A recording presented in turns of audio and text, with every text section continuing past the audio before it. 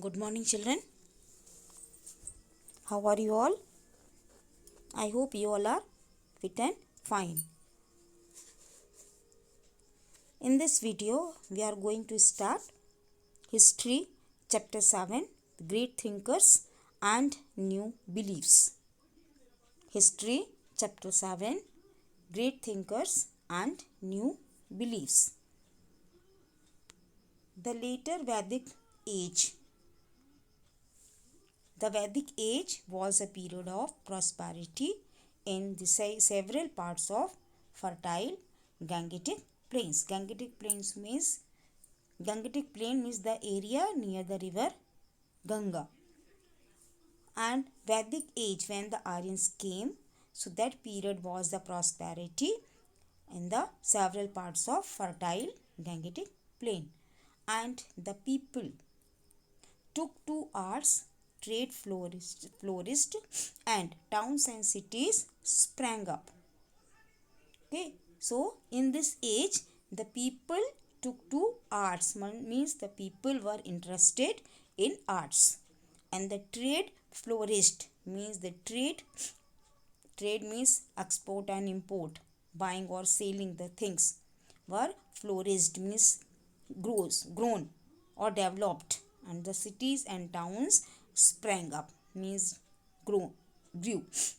But the prosperity came a sense of disquiet. Materials wealth did not necessarily bring happiness. Okay, but with the prosperity, Vedic age was the prosperity period of prosperity, came in sense of disquiet, but material wealth did not necessarily bring happiness. And the society in the 7th century BCE, the full form of BCE means before Christ era. By the 7th century BCE, the Vedic religion had lost its simplicity. The Vedic age in the 7th century BCE, the Vedic religion had lost its simplicity and its main focus. And that time they were focused or attentive or pay attention was now on a variety of expensive rituals. Okay, means they were more attentive in the rituals or customs, और जिसको हम अपने हिंदी में रीति रिवाज बोलते हैं. So they were more focused on the variety of expensive rituals, the rituals which are more expensive. So they were focused.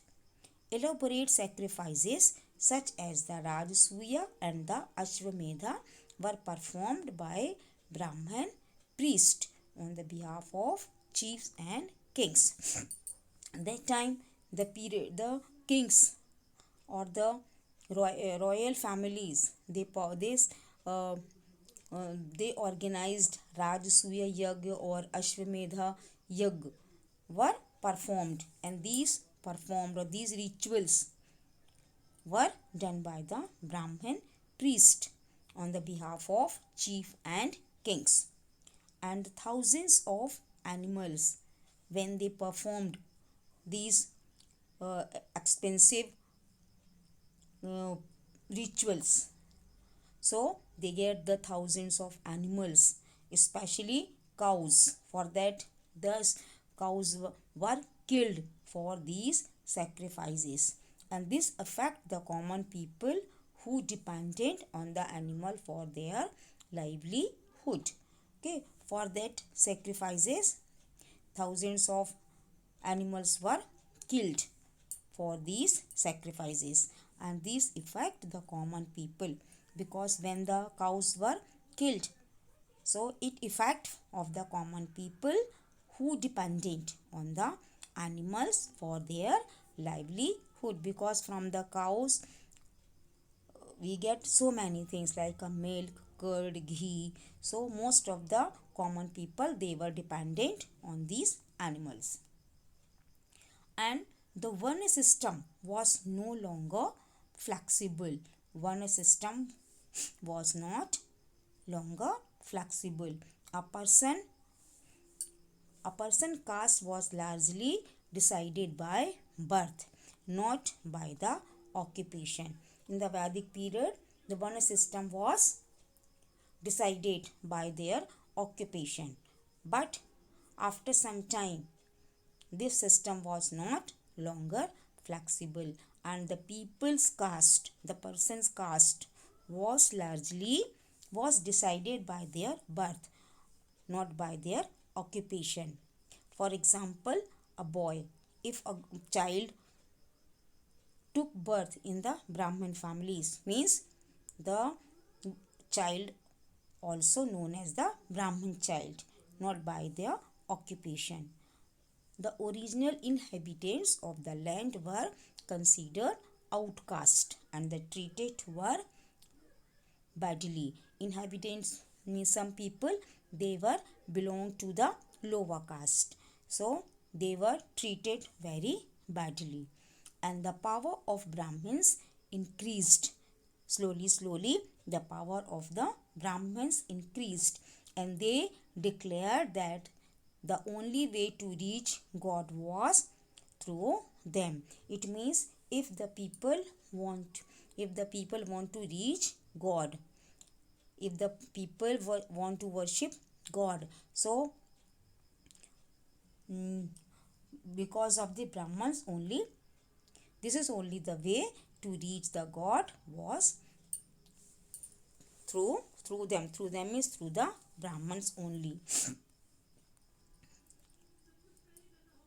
As the people became more prosperous, as the people slowly became more prosperous means samriddhishali, rich, many of them started questioning the power of the Brahmins, because as the people became prosperous, so slowly they started questioning the power of the Brahmins, and they questions the relevance of rituals and the sacrifices and the importance given to the Sanskrit by the upper caste. Okay, so the question, what question they question, they वो क्या करने लगे, question करने लगी that the relevance of the ritual, these rituals and the sacrifices and the importance given to the Sanskrit by the upper caste, and they started resenting the caste system. They started the caste system. Some of the people also felt that the need to understand the purpose of life and the meaning of death, and they felt that they needed a different set of beliefs. In response to this widespread feeling of discontent, several new ideas and beliefs were born, as the people questioning the power of Brahmins. So many new ideas and beliefs were born. More than 60 different schools of thoughts were believed to have emerged in India around the 6th century BCE, and of these, the one that captured the imagination of the people were Jainism, Buddhism, and the teaching of Upanishads.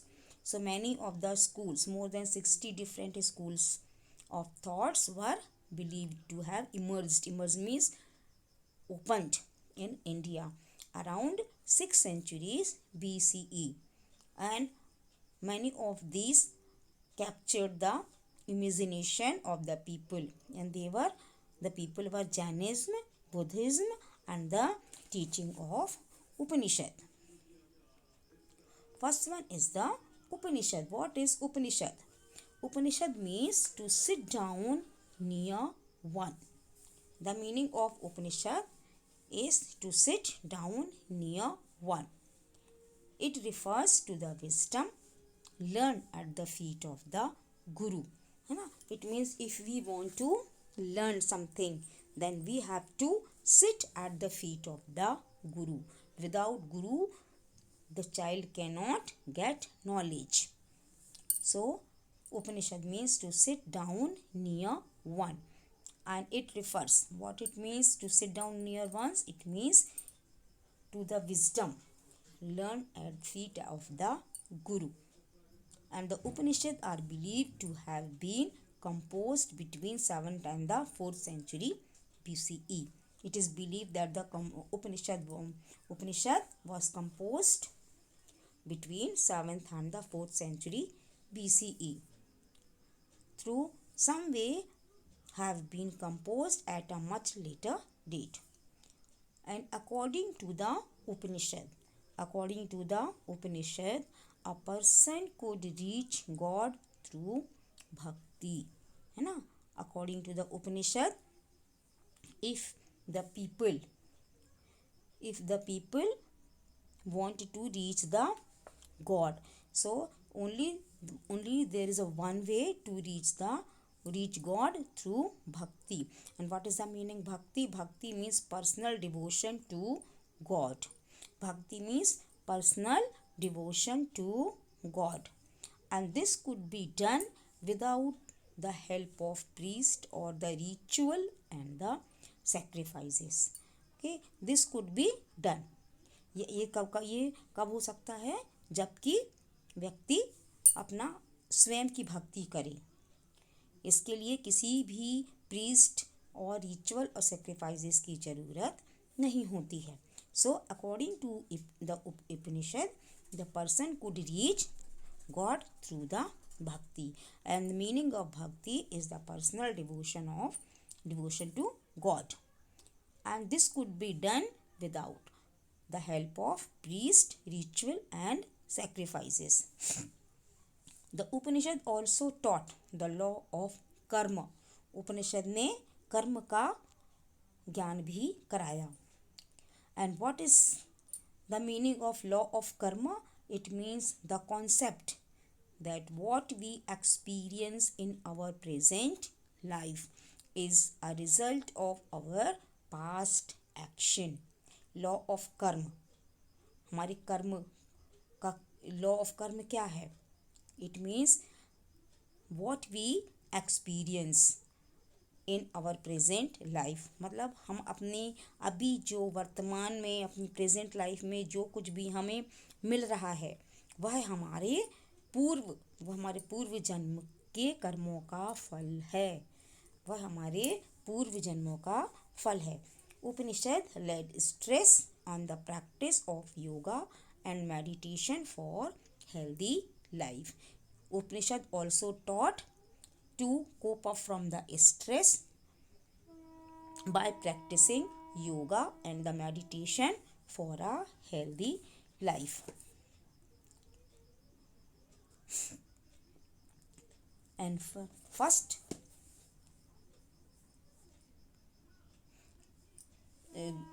religion which grown in the 7th century, that is the Jainism. And the root of the Jain faith can be traced to a succession of 24 jinnas or tirthankars. The jinnas is one who conquered anger, passion, greed and ego.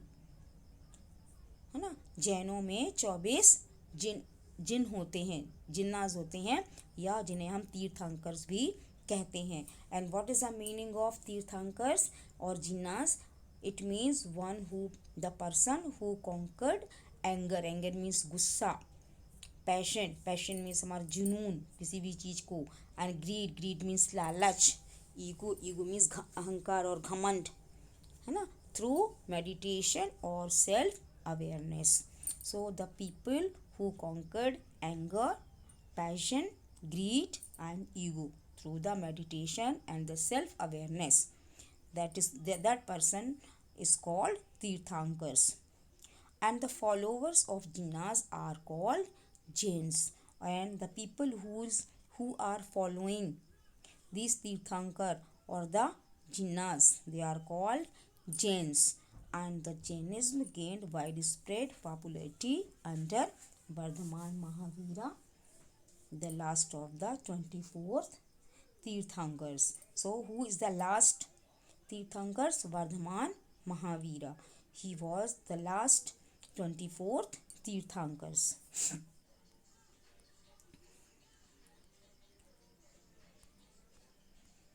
And here the story. Vardhaman Mahavira was born around 599 BCE near Vaishali in Bihar. Okay, so Vardhamana Mahavira was born around 599 BCE near Vaishali in Bihar, and his father was a chieftain. Chieftain means leader. Chieftain of the Lichvi clan. Clan is a group of village, and his wife was Trishila, and the home name or nickname of Vardhaman Mahavira was Siddhant. Through Vardhamana was married and had a child. Vardhaman Mahavira was married and he had a small child. By the time he was 30, when his age was 30 years, he renounced his family. Renounced means left. He left his family ties to search for the truth. और वो सच की खोज में उन्होंने अपनी family को छोड़ दिया. And he spent 12 long years in prayer and penance. Okay, and he spent 12 long years in the prayer, and after which he attained enlightenment, and he came to be known as Jinnah or Mahavira. And the great victor, Mahavira means great victor, who had conquered the self. जिसने अपने ऊपर विजय पा ली हो उसे हम महावीरा बोलते हैं. And he discarded his clothes. Discarded means left. He left his clothes as he felt that they were the symbol of bodily consciousness, and he remained naked for the rest of his life. Okay, and he discarded his clothes. Discarded means left. And he felt, and what he felt? He felt that these clothes were the symbol of bodily consciousness, and whole life he remained naked. Okay, and he spent the next 30 years of his life spreading his teachings. After that, he spent 30 years of his life spreading his teachings to a large number of followers. And he preached in Prakritic language. Prakritic language is a language of common people.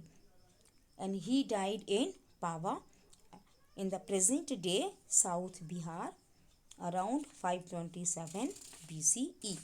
And the religion he established came to be known as Jainism.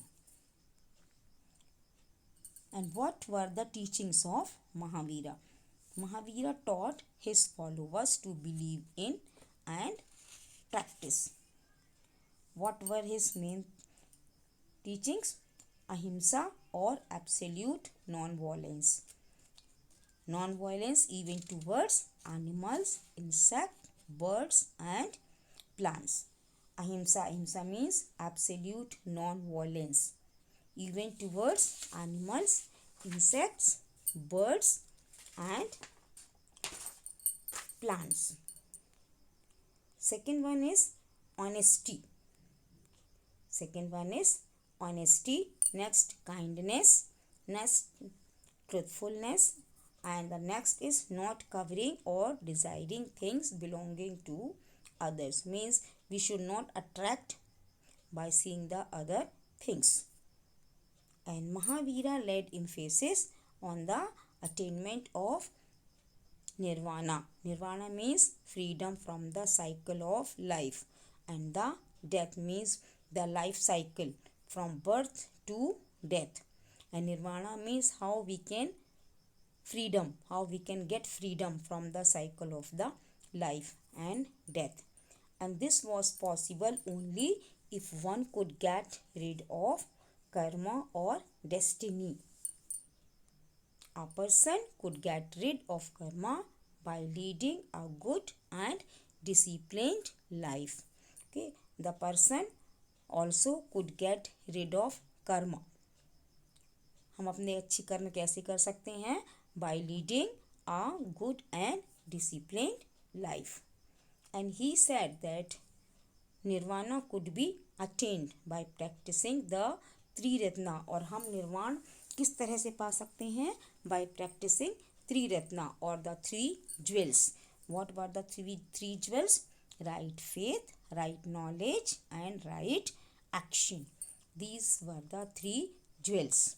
By practicing these three ratna or three jewels, the people could attain nirvana. And he did not believe in the caste system. He did not believe in the caste system and thought all the humans were equal. And he did not lay emphasis on the need of gods, rituals or sacrifices as necessities for leading a moral life. And next is spread of Jainism. Jainism soon attracted by many followers, and one of the main reason for this was the Mahavira taught in Prakritik. Very soon the Jainism spread most of the reason. And what was the main reason? The main reason that the Mahavira taught his teachings in Prakritik. Prakritik means the language which is language of the common people. In course of time, the Jainas or the followers of Mahavira came to be called, broke up into two groups. Very soon the followers of Jainas or the Mahavira, they broke up or split into two groups, the Shvetambars and the Digambars. And the Digambars did not wear clothes. Digambars did not wear clothes. They were naked and they were sky-clad, as the word Digambar means. Sky-clad means naked. The Shvetambar wore white garments. Okay, and the Shvetambar, Shvet means safed, white, and the Shvetambar wore white garments. Shvetambar Jainism is more widespread these days. Even you also noticed most of the Jain, they wore white clothes. And the Jain monks spread Mahavira teachings from Odisha to Rajasthan and from Karnataka to Tamil Nadu. But Jainism did not spread as quickly as far as Buddhism. Okay, in the comparison of Buddhism, Jainism did not spread as quickly. Mahavira insistence as on absolute non-violence made to a more difficult faith to follow.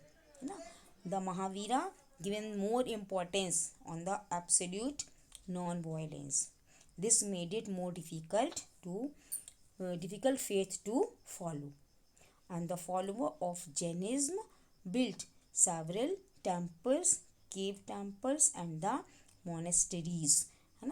Monasteries where the people were, monasteries means the residence of the monks. So you read this, you listen the video properly and learn the teachings of Mahavira. Thank you. Have a nice day.